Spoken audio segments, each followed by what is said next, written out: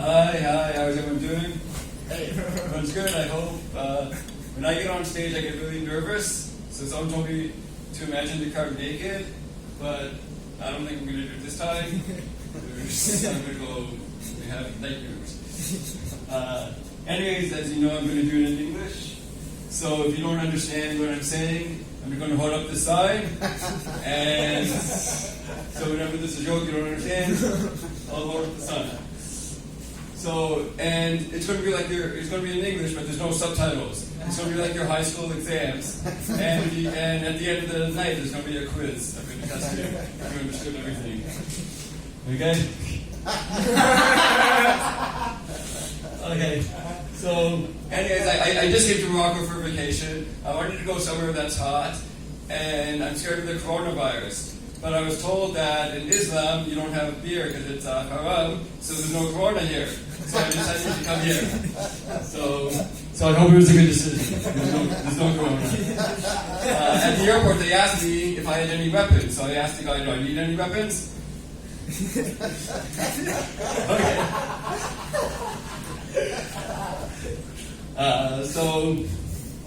Anyways, I got a local SIM. I got a local SIM here, so all of a sudden I get text messages in French and Arabic. I have no idea what the Arabic means. I think it says "Go home, you dirty Jew." Go back to Israel.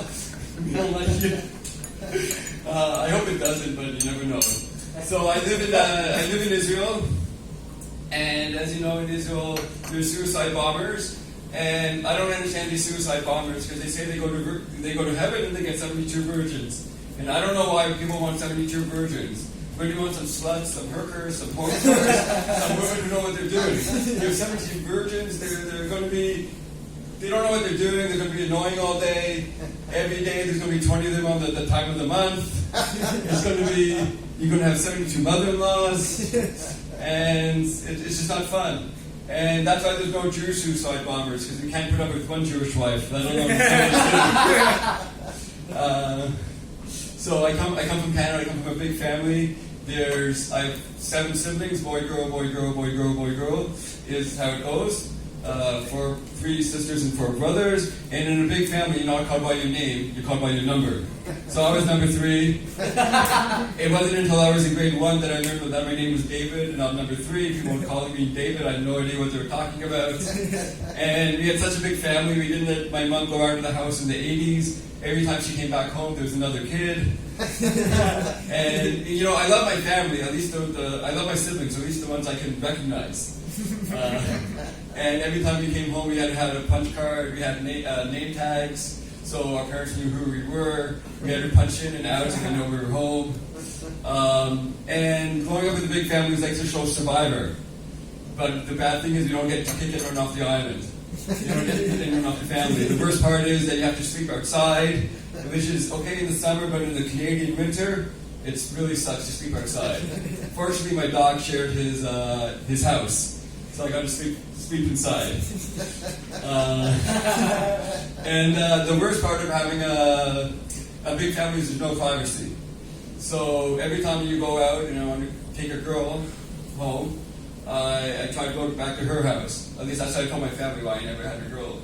But so I remember one time I was on a date with this girl, and we go back to her place. Things are getting hot and heavy, you know, the chess game was really intense. And then we're about to have sex. And she goes, no, I can't have sex. I go, what do you mean you can't have sex? Haven't you ever read a little engine that could? I think I can. If you put your mind to it, you can do anything. And she goes, no, I don't believe in sex before marriage. So I was like, I had to respect that. So I got dressed, and I said, you know what? We had such a good time tonight. Give me a call when you get married so we can continue. I'm still waiting for her call.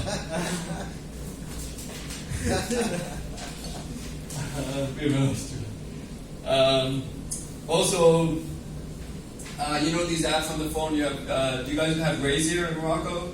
Yeah. So I hate having Raise. I hate putting it on the female voice. Because when you have it on the female voice, it always yells at you, nags you, it bothers you. Why didn't you go this way? You went that way. And you can't put it on mute. It always talks to you. It remembers the wrong turn that you did. It just never leaves you alone. So you always put it on a male voice so you don't have that problem. I'm recently divorced, and that's all good. And the best part about being divorced is that you have no more mother-in-law. And what else? I never thought I would hate my wife as much. And then I met her lawyer. And our fights got so bad that we had to get a referee for our fights. We call him your judge. The judge. And my daughter, she once asked me, why don't you and mommy live together? So I told her, some mummies and daddies live together, and some mummies are cunts. So yeah, so that's my time. Thank you. Thanks for having me.